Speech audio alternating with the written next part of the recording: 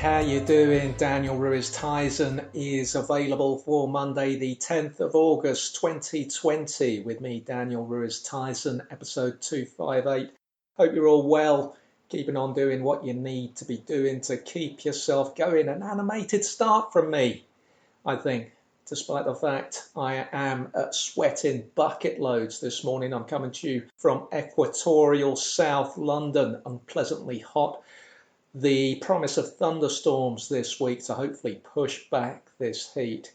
I just don't have a sufficient number of vests for this new early 21st century climate of ours.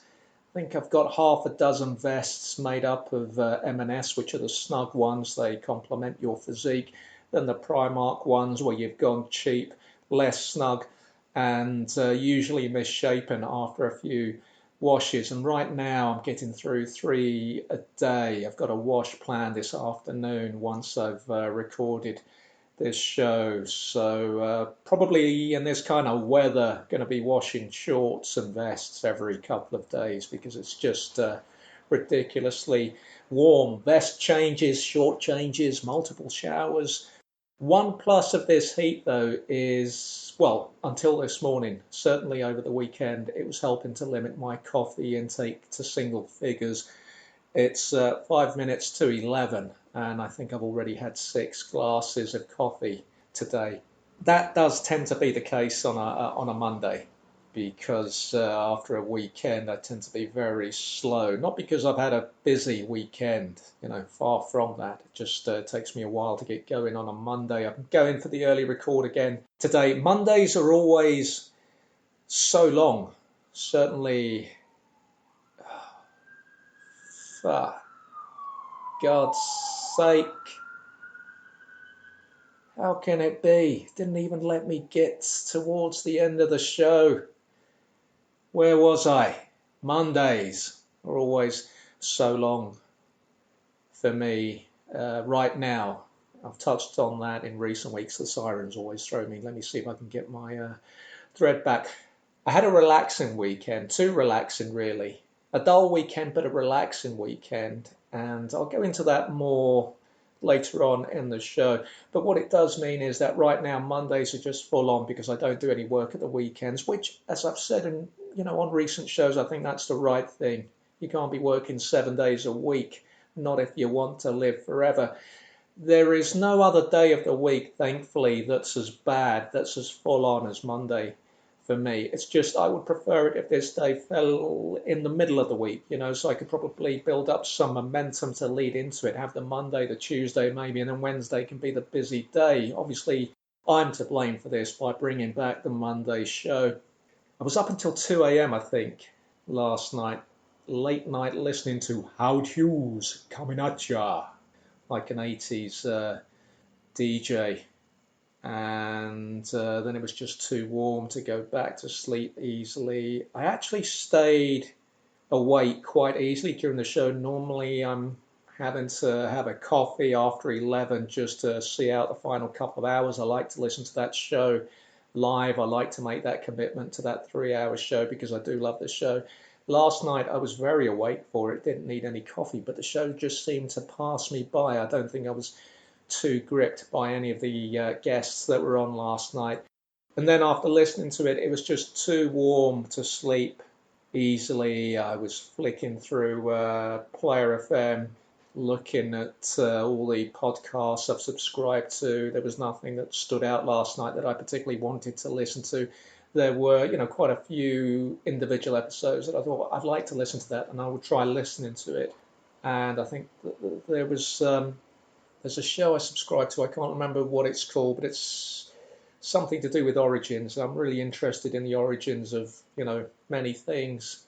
And I was listening to the show and I thought, I'm not going to get on with this. The guests they had on, that American English, that really does great on me. So I wasn't really able to listen to anything.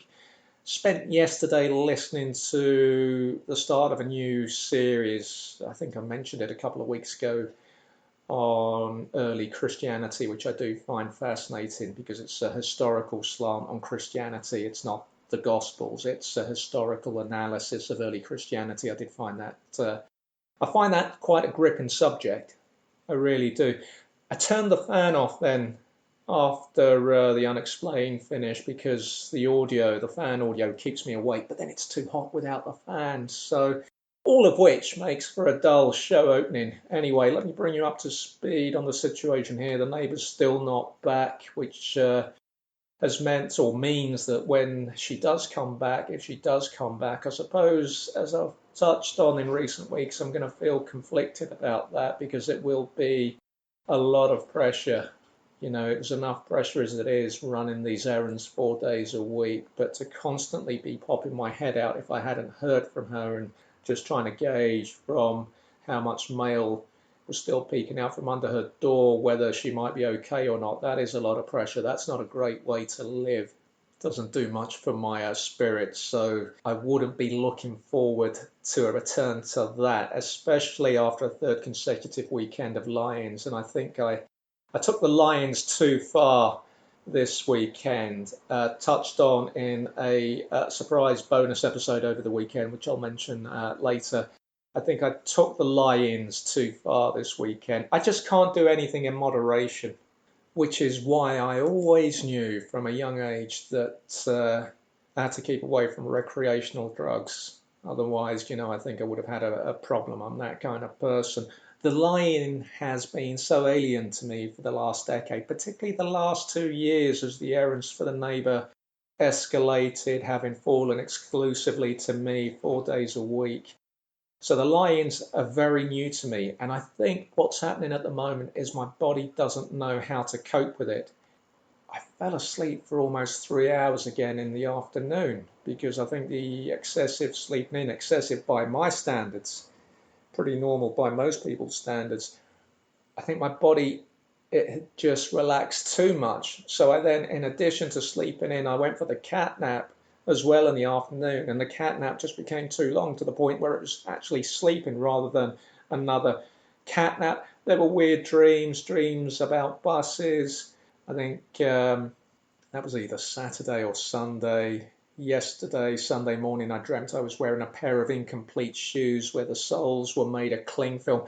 You don't want to be wearing cling film soled shoes anywhere, but certainly not in a borough as dirty as Lambeth. That was a horrific dream, really. There was also a dream yesterday where I was on a plane, which made me anxious because I've not been on one for 13 years. I keep saying it. There is no place in the world or person in the world that I want to see badly enough to make me get on a plane again. I'm not putting myself through that. And I say that as someone who was a frequent flyer in the decade before last.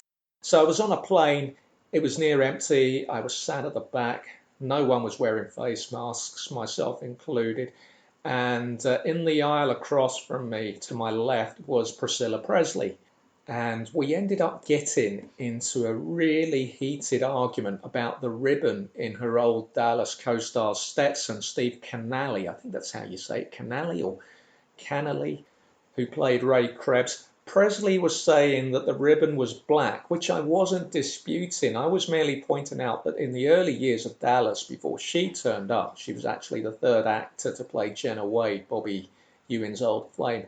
Canale's character, Ray Krebs, often had a brown ribbon in his Stetson. That's all I was saying. And she just wasn't having it. An airline steward had to have a word with us to keep it down. Things had escalated when I'd reminded Presley that she was the third actor to play Jenna. I think she felt some sort of ownership over the character because she'd played Jenna for years, so that was understandable. Morgan Fairchild had played her originally for just a single episode, and then Francine Tucker filled in for a couple of episodes of Dallas back in 1980. And the argument was raging. I was missing the in-flight film, which was Cool Runnings, which, from my recollection, was almost always the in-flight film when I was a frequent flyer. So that was probably the standout dream of the weekend.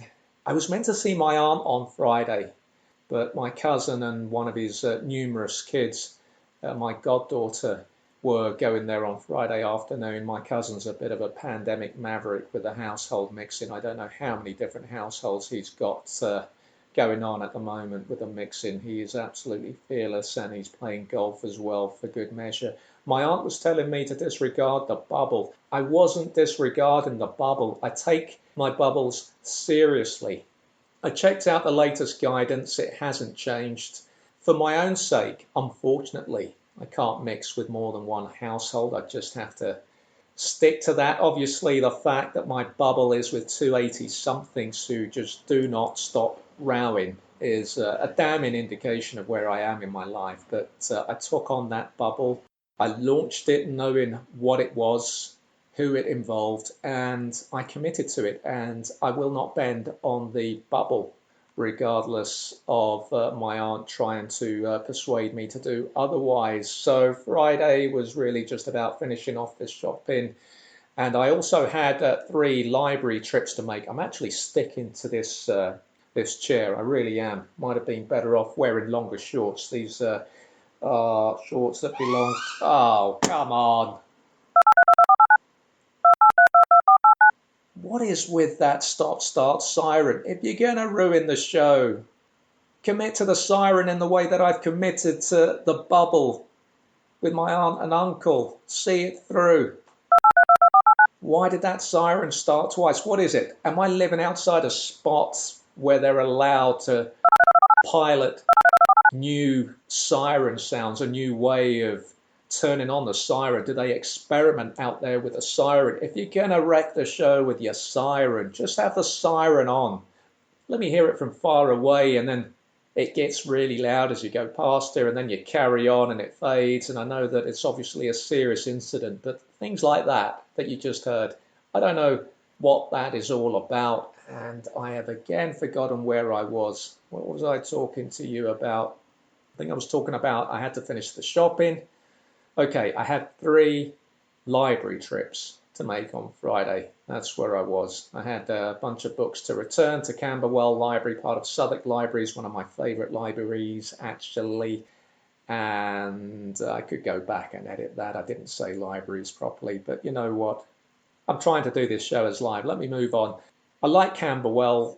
I love the library, actually. I'm really impressed with the library. Some of these new libraries, these new builds, they're not great. The Pimlico one being a case in point. It leaves me a bit cold regardless of the books that they have in there. But the Camberwell Library, the new Camberwell Library is really impressive.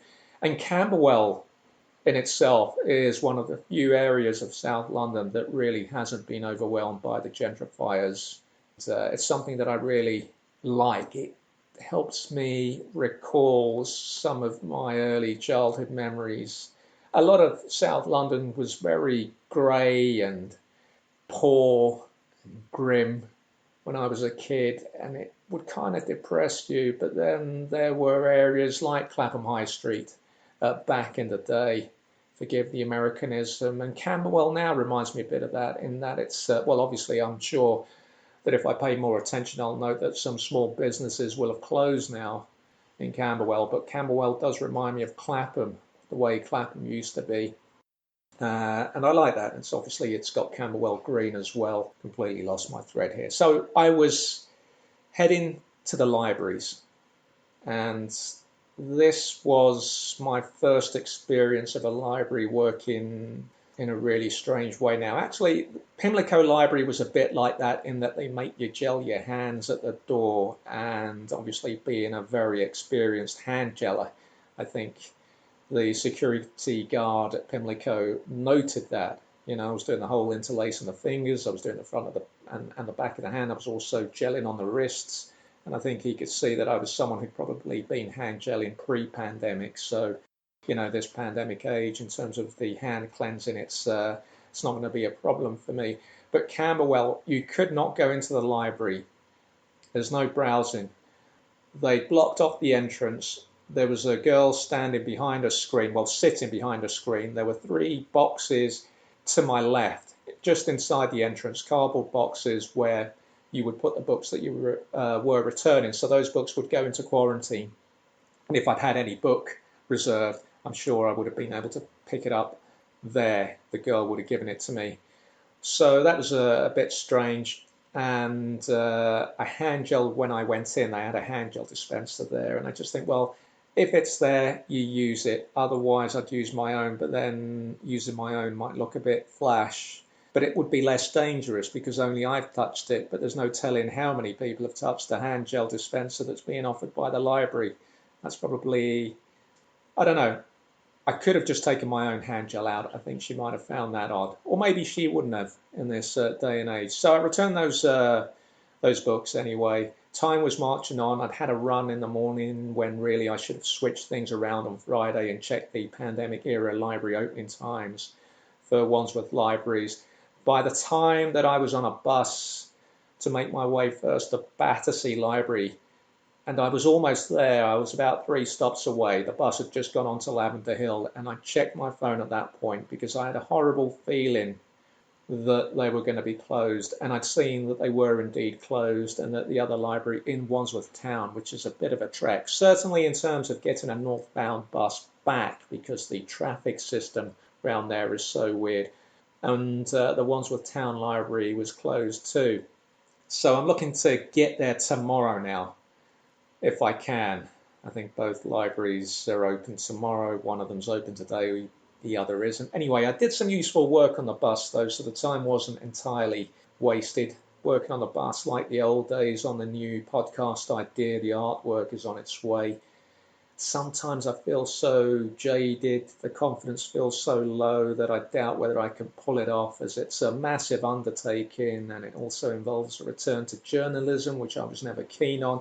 It's pulling me away from the creative stuff, which I, much prefer to do. But ultimately, it's about me trying to keep out of the man's clutches and bring money in that allows me to support myself and keep this leaking roof over my head. So I've got to push on. I've got to at least try one series of a more commercial podcast to see if it gets me anywhere. Just back to the books I was picking up, or meant to be picking up. I didn't pick up in the end. The books I'd reserved, I think I mentioned them last week. I think I have now said, I think I mentioned that on blah, blah, blah. I have now said that about 5 times in the opening 20 minutes, which is really poor from me. I apologise for the repetition.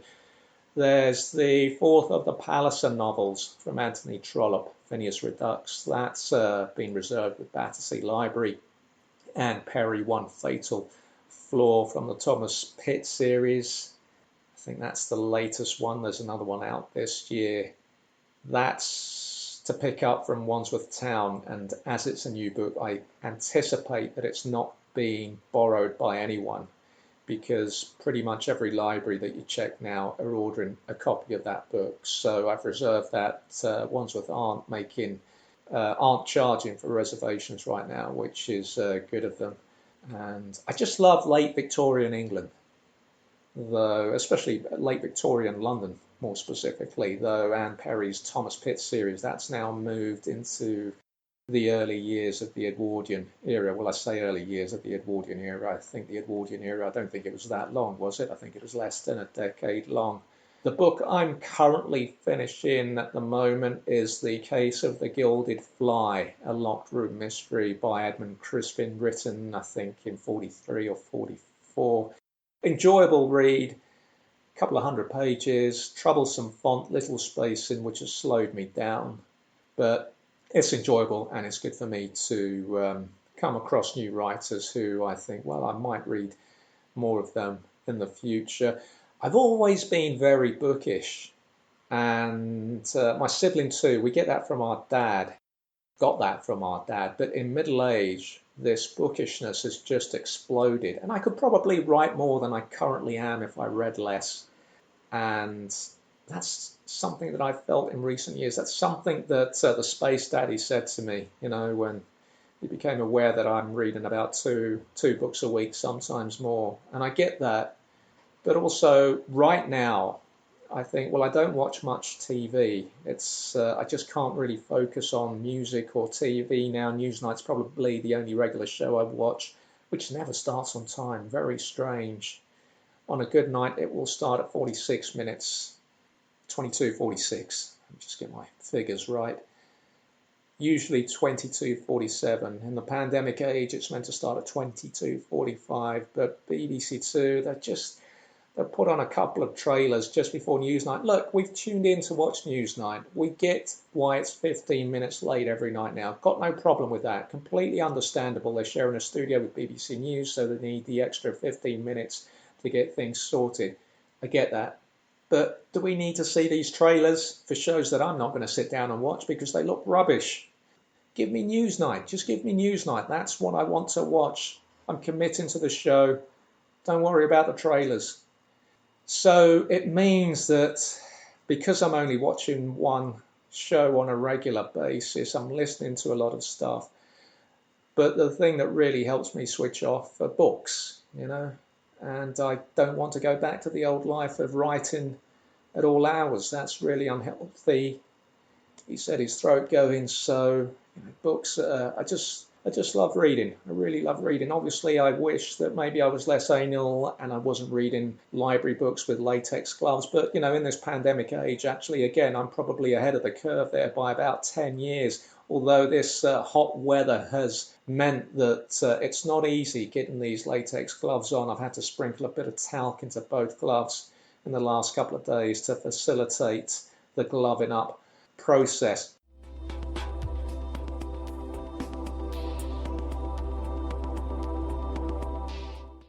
I'm hoping that of the many books I've still got to read, that I can find something that is as good as Lloyd Shepherd's The English Monster, because that was just an incredible book. You can, by the way, order that book from Big Green Bookshop. You visit their website, biggreenbookshop.com. And if there is a particular book that you're after, and I do recommend The English Monster, of course, what am I talking about? I've got no traction. I'm not suddenly Richard and Judy recommending books. But if you do maybe fancy trying The English Monster, if you're too afraid, understandably, to go into a library, you can order that book or any other book for that matter from biggreenbookshop.com.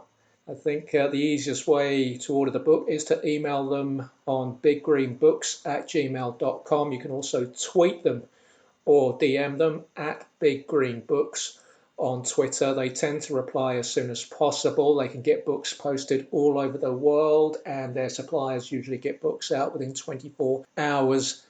So you don't want to go down the library route right now. Understandable. You don't want to go down the Amazon route now. Understandable. Well then, Big Green Bookshop might be the way for you to go. That's biggreenbookshop.com. What else have I been doing? There've been a couple of nights where I've wasted my time using GarageBand on the iPad to try and see if I can come up with my own theme for the new podcast. And it's, I could read music till I was around 7 or 8 years old, playing the recorder at school. And that's the thing about being a kid. It's the perfect time to learn languages or learn how to read music. As an adult, since the age of 8, I've not been able to read music. And why would I think that now in middle age, that I am suddenly I've got it in me to be a composer? It's just a ridiculous idea and a waste of time, but it's just I'm finding it very difficult to source a theme for the show. I know what it needs to sound like, and I'm not finding any sites that are going to help me on that front. It needs a certain distinctive sort of 70s, 80s sporty sound, and not finding that right now, which is a concern. Friday's run, by the way, again, I kept it short. I'm just being sensible in this heat. I know that it limits me. I know that it's going to maybe impact on the fitness, but as long as I get out there, particularly on a Monday after the excesses of sloth, Saturday. But the run on Friday was somewhat precarious owing to the ongoing issues with the new armband. It's, it's causing the Strava app to not read my runs properly. It's happened twice. It can't be a coincidence. I'm going to have to use the armband again today, and I'll see what kind of run it tells me, what kind of route it claims that I've done today. So on Friday, I just wanted not to worry about the armband staying on, so I went back out, this time just in single shorts rather than for double shorts because of the heat, and I just wanted my legs to feel a bit freer. So I went out in the single shorts, the olive green single shorts with the sealable Velcro pocket. Unusually for those pair of shorts, the sealable Velcro pocket at the back where it should be rather than at the front underneath another pair of shorts. I put the keys in a tiny little inside pouch inside the shorts, which weren't big enough for the keys, but they had a Velcro strap on them, and I thought that they would contain the keys. The idea being that the phone would go in the back pocket. I didn't want to have the two together because I thought it would be a squeeze. So I started my run, and I'd only got as far as 50 meters at most before I felt the keys had dropped to an area of the shorts that just felt wrong and dangerous. They'd fallen out and were being kept in the shorts by that inner teabag hammock-esque lining that these shorts have. And the chub key especially was causing problems. And I thought, I'm not going to be able to run for the next 45 minutes or whatever with these keys where they are. This isn't good. I could feel the keys against the groin. And I was just aware that this could cause problems. I was thinking, I'm not going to be fathering children now. I know that. I've missed that boat. But aesthetically, at least, if you're going to meet someone in the future, you may or you may not. You may want to or you may not. But aesthetically, at least, you want the complete set of testicles. You don't want to be meeting someone in the future, perhaps with just the one testicle, or you're having your first night together and you're making sure the lights stay off. They would rather see everything. They want the light on.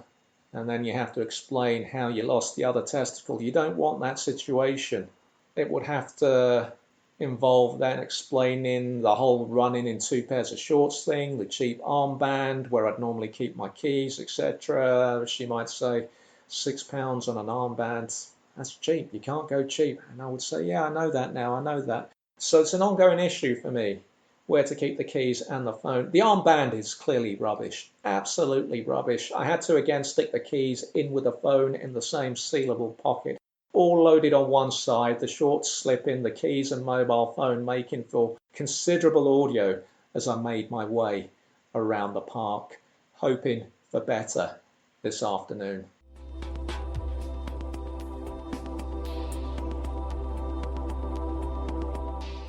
You're listening to Daniel Ruiz Tizon is available, episode 258, Sweating the Small Stuff, currently twice a week, Mondays and Thursdays. Ways to get in touch, Twitter and Instagram at 1607 West Egg, Facebook page, still not functioning, etc., etc. But if you want to follow on there, it's facebook.com/DRT is available. Well, I'm able to post on there occasionally from the phone, but I can't do a lot of things on there. So I'm limited at the moment in terms of what I can post. If you want to contact the show directly, email is drtavailable at westegg1607.co.uk. I think for this middle part of the show, I'm just going to bring you some Chin travel tours reviews. A man who's prepared to do many things in order to keep his travel company afloat during the pandemic. We're going to be listening to reviews for different resorts today. I thought we'd give Kevin and his much criticised Mediterranean apartments a break, though these apartments are also in the Mediterranean. There is something about Mediterranean apartments. There's something about that part of the world that lends itself to the disappointing apartments. I've experienced this myself. I think the one last week might have been on the Patron show about the shower tray flooding and taking a long time to drain. I mean, that brought back so many bad memories. The first review today, the heading for this review, disgusting place, very to the point, absolutely awful, too bad for words, too spelt incorrectly, too bad for words, dirty place, rude staff. There are no punctuation marks in this, by the way. Too bad for words, dirty place, rude staff, no food, had to eat out. Please do not waste your money. This place should be shut down. I wouldn't send my worst enemy there, and I wouldn't feed my dogs the slop they do. Be okay if you want to lose weight and don't want breakfast, because there is none. exclamation mark. Having a nightmare with this wireless mouse. I mentioned on the bonus episode a couple of days ago that I bought a new wireless mouse. Still haven't tested it. I always have that problem when I buy something important, something that I'm going to be using a lot. It's always quite a while before I start using it. I don't know what I'm waiting for because I can see the editing with this mouse is going to take a while, unless Audacity, the latest update, is unstable. Okay, moving on. You don't need to hear that admin stuff, do you? Let's move on. The second review. I think these are the same apartments. The worst hotel I have ever stayed in. That's the heading. The room is infested with cockroaches, probably attracted to the bin in which used toilet paper has to be kept because the plumbing can't cope. Where have we heard that before? The review continues. Food limited, repetitive, and crap. Owner complaining that he didn't make any money from guests from the tour operator. Hellish trek to the stony beach, which had no facilities. Few rooms have air conditioning, and those that had often didn't have a unit that worked. I've never been keen on stony beaches. When I was a kid, I did love going to the beach, and it was always the sandy beaches. You know, we were very lucky on the Spanish holidays, though that was in my mum's village, Puente Mayorga. If you went closer to Gibraltar up that coast, La Línea, the last Spanish town before Gibraltar, where my dad was from, the beaches there, which I never ever went to. The shoreline was very narrow and it was all pebbles. It just looked really daunting. I'd look at that vista that we'd pass on the bus and I'd think, wow, that really looks scary. It was the sea, but it was a different kind of shoreline visual to the one that we had in my mum's village. Also, sometimes, and this would be in my mum's village, you know, the tide would wash in rocks, and that's why I started wearing my aquatic shoes, because that's the problem with the sea, with swimming in the sea. You never really know what you're stepping on. And I used to love snorkeling. I was actually very good at the snorkeling. But whenever I'd swim out into deep waters and I'd have my mask on and I'd look underwater, I mean, I remember once seeing this massive, massive fish, and it scared the hell out of me, and I just swam right back to shore. And there was actually another incident with a fish, which I finally believed my friends when they told me this. And this was in Malta in 91, I think. And this was actually relatively near the shoreline. And I felt something on the back of my calf. And I just thought it was one of my friends fooling around. And he later told me that when they were yelling at me, they were yelling at me because they were snorkeling and they could see that there was a fish kept going for a big fish, kept going for the back of my leg. And I do remember the way that felt. I just thought it was a friend trying to grab my ankle.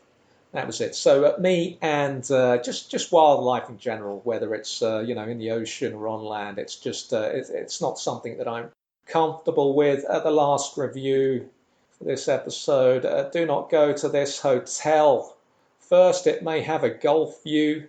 I think that is golf view as in view of a golf course. First, it may have a golf view. If you ignore the builder's merchant and motorway, then you can see the golf course. Yes, it is, with the sea in the distance. The hotel is in the middle of nowhere, and you must either hire a car, taxi, or local buses to get around.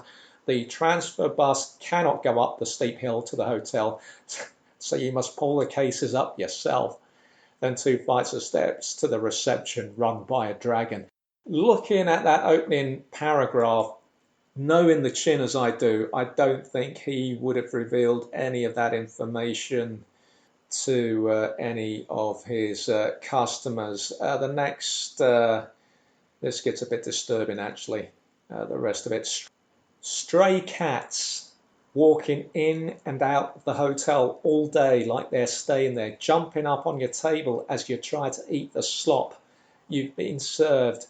I don't know what it is about those countries. There's a cafe irregular, very, very funny guy who I tried to get on this show once, a musician who knows Spain really well. And every time we'd meet, he would always say the same thing. What is it about Spain and stray dogs And of course, you used to get stray dogs in London when I was a kid, and we'd get them running into the school as well, and it would clear the playground, all the kids running into the building in a panic when some Alsatian, the fierce dog of the late 70s and early 80s, would run into the school. There were so many stray dogs about. You don't see that now, but you do still see that in hot countries.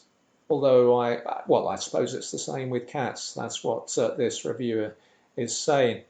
The hotel is basic, the staff are sullen, linen is grey and grubby, the towels are like sandpaper. You must pay extra for air conditioning or fan. Thank goodness I was self-catering as everyone was complaining about the food. Plus the noise day and night. I couldn't wait to get away. Should not be rated 3-star. Better to use the friendly hotel nearby at Morchin Travel Tours in episodes to come, assuming that he's not had the business closed down.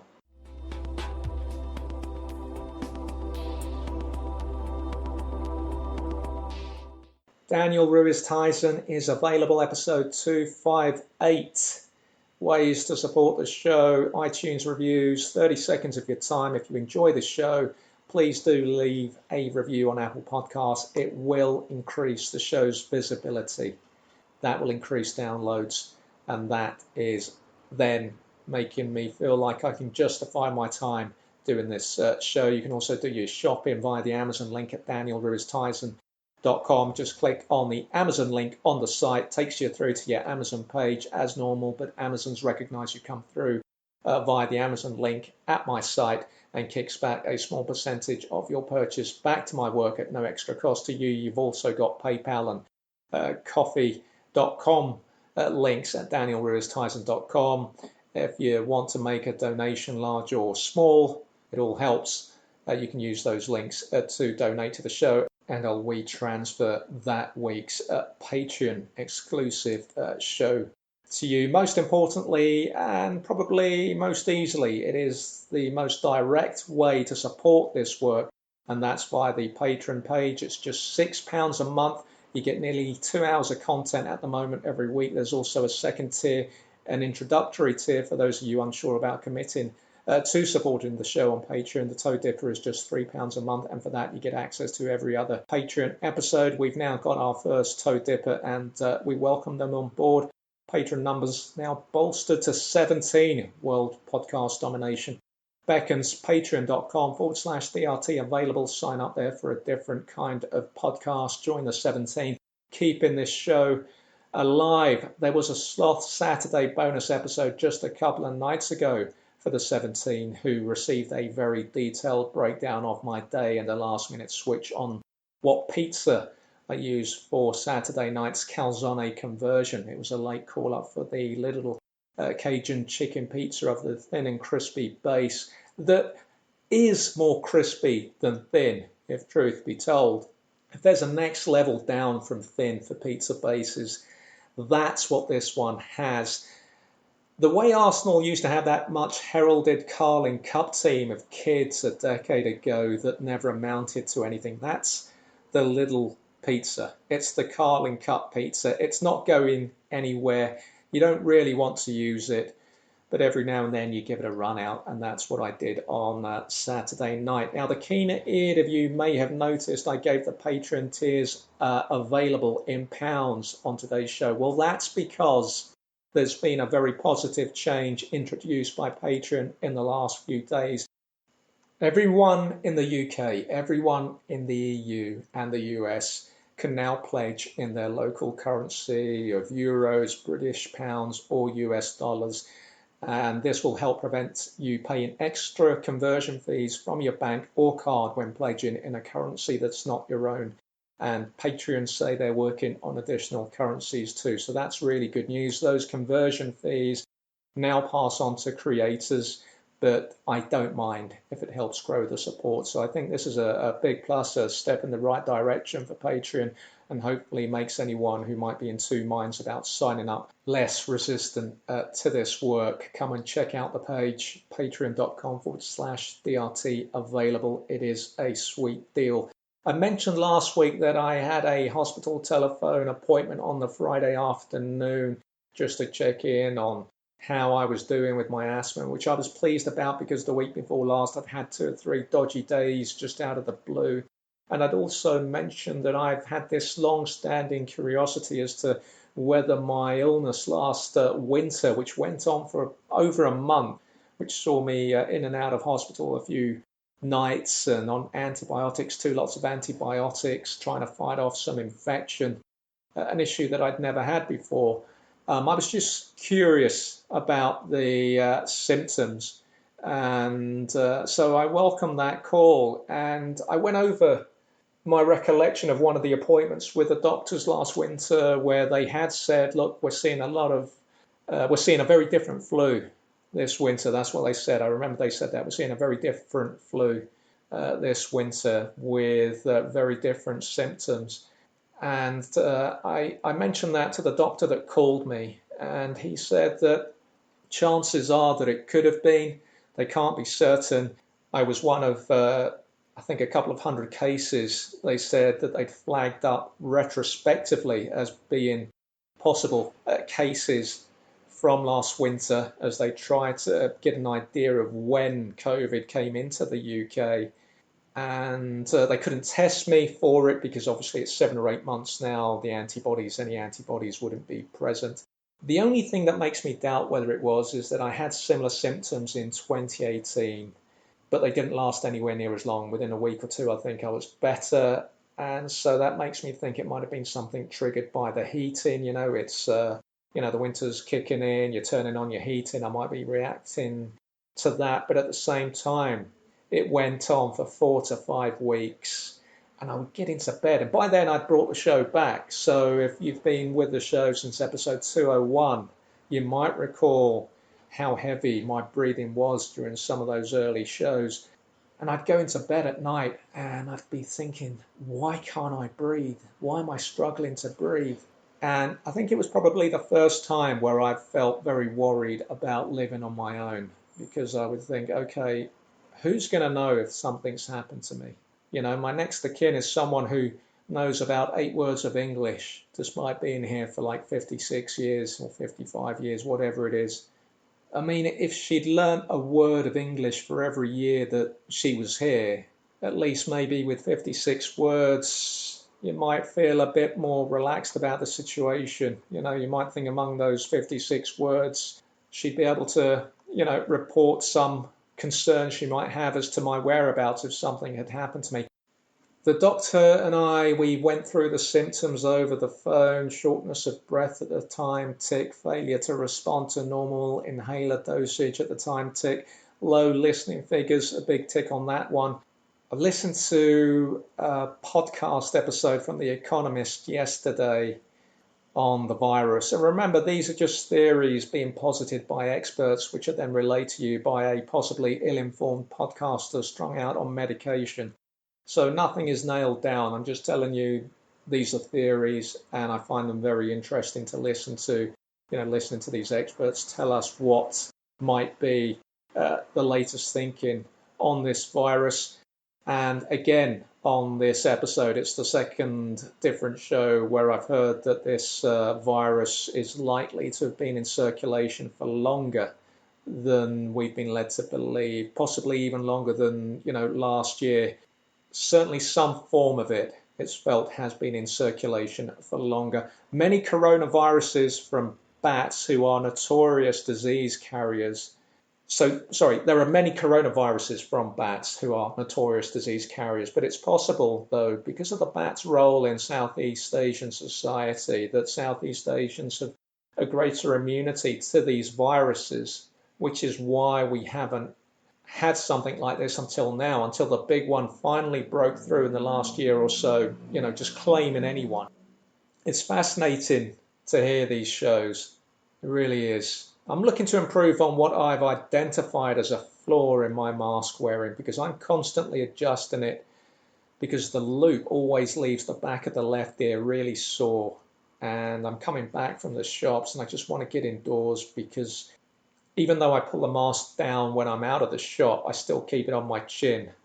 I don't really want to be handling the mask excessively because it's a disposable mask, but I try to get a few wears out of it. I don't want to be spending, regular money on masks, which I guess is something we're all going to have to do now, but I want to, limit that extra expenditure. But what I've realized is that I'm often pulling the mask down outside of the shop. So I wear it in the shops, but not when I'm cutting through the park.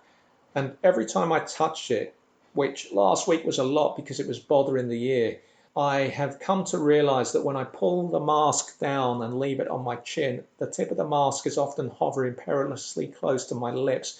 And given that I've handled the mask, regardless of the hand gelling, I think that's a potential risk I'm bringing about, I'm causing myself. That's something that I do need to address. As I went to the Sainsbury's on Thursday, I saw a bus at a stop across the road, upper deck, heading southbound. As I walked through Brixton, there were 5 people on the upper deck, all sat separately, unmasked, and I saw that, and I thought to myself, what, they're all exempt from the mask wearing? What a coincidence, they all happen to be on the same bus. I get that some people are exempt from it. I said that last week, I think. I don't have an issue with that, but 5 people, none of whom know each other from what I'm seeing, and they're all exempt from the mask wearing. What a coincidence that is. Now moving on to the end of this week's show, this week's Nectar Points update. First of all, Friday's Lidl trip. That was the Stockwell branch. Thankfully, non-eventful. Again, a lax application of the mandatory face coverings rule. If it is a rule, maybe it's not a rule. So I was just keen to get in and out of the store. Still that shortage of Newgate tins of baked beans, the 30p baked beans. They did have their own Simply beans in there. Hadn't seen them in a while, 22p. I thought I can't drop that low. I think psychologically, to have a tin of 22p beans in the flat, I think that might harm me. Not physically, just mentally. The fact that they didn't have a ring pull, so you'd need a tin opener, I think that probably clinched it for me. I don't have a tin opener. If I bought one just to have a 22p tin of beans in the flat, looking at it, that would inflate the price of those beans considerably. I don't get the idea behind the Simply beans. How did that happen? You've got a bunch of Lidl executives sat in a meeting in the pre-pandemic age, running through products, and they come to their popular Newgate beans range, and one junior manager, perhaps out to make a name for themselves, who knows, suggests, I think we can go even lower than 30p. Everyone looks at them, really? One executive might finally ask, suddenly interested in hearing what this junior manager might have to say. They workshop the idea. Someone else suggests that given these 22p beans they're proposing wouldn't have a wrinkle, it maybe gives them an opportunity to direct customers to their tin openers, so it could be a money spinner. That wasn't going to work with me. I can live without the Newgate, especially as Sainsbury's right now are well stocked for their Sainsbury's own 30p tins of beans. Disappointing news. More than disappointing, given that I went back to that particular aisle 3 or 4 times during my shop because I just couldn't believe it. And I thought, well, any minute now they're going to restock and they'll be there. There were no blueberries, and that really threw me. So I thought, if I go home without anything that I can throw into my porridge, even though I've got blueberries at the moment in the fridge, they don't keep brilliantly. They spoil quite quickly. And I brought in some blackberries as a substitute. Very new to the blackberries. First time in years I've bought blackberries. I'm not even sure I've bought them before, to be honest. I know that I've bought raspberries. I'm not that keen on raspberries. I'm not sure they'll go with the porridge. That's something I'll know more about later in the week. Meantime, made a sensible decision on the bananas. No point buying the usual quintet of bananas in this weather. So I just bought 2, the last of which had to be finished last night, Sunday. I think that was sensible. Anyway, let's get on with the Nectar Points. I think this was Thursday.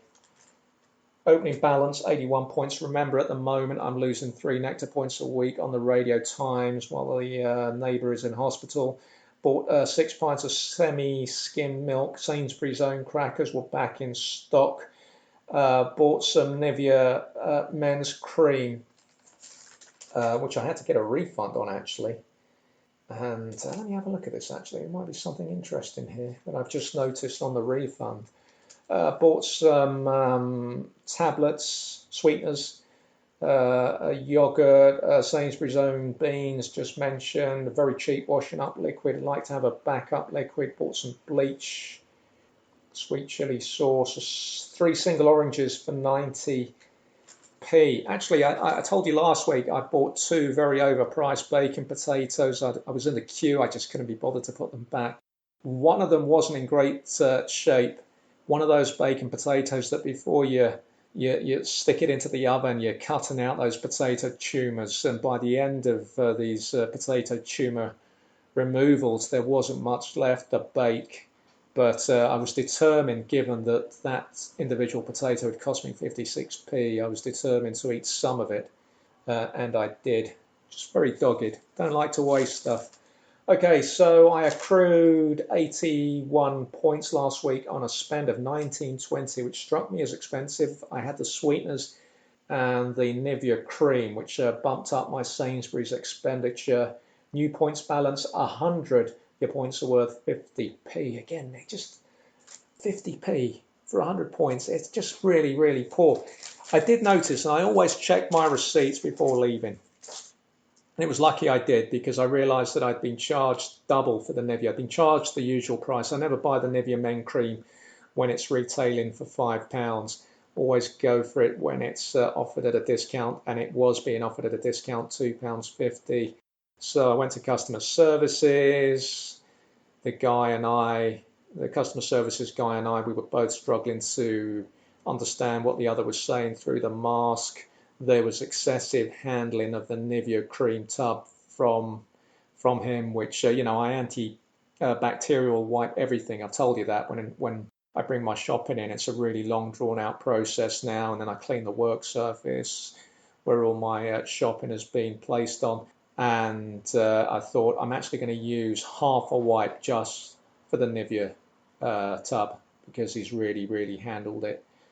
Got... just trying to see. Actually, this is... see what they've done here? This is what I'm noticing as I record this. So I picked up 100 points on the normal shop. And then with the refund, they've reclaimed 5 points and then given me 2 back.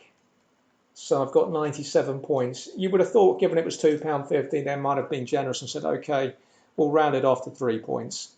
No, they've taken 5, just given me back 2. So my closing balance, Nectar Points balance, is 97 points, which are worth 48p. 48p, 50p, not much in it, really, is there? I do think that is a bit tight, though, of Sainsbury's. And that is it. That is the end of this week's regular show. Patreon listeners, Patreon supporters, you get your weekly bonus edition, episode 259. That's out on Thursday. If you want to join them, sign up at patreon.com/DRT available. Remember, you can do that now in the currency of your choice. Thank you all for listening. If you're not joining us on Thursday, I'm back next Monday with episode 260. Get those shoulders back. Keep on walking towards the sun. Wash those hands. I'm off to sweat even more in the park now. I'm Daniel Ruiz Tizon, and this start of the week I have been available.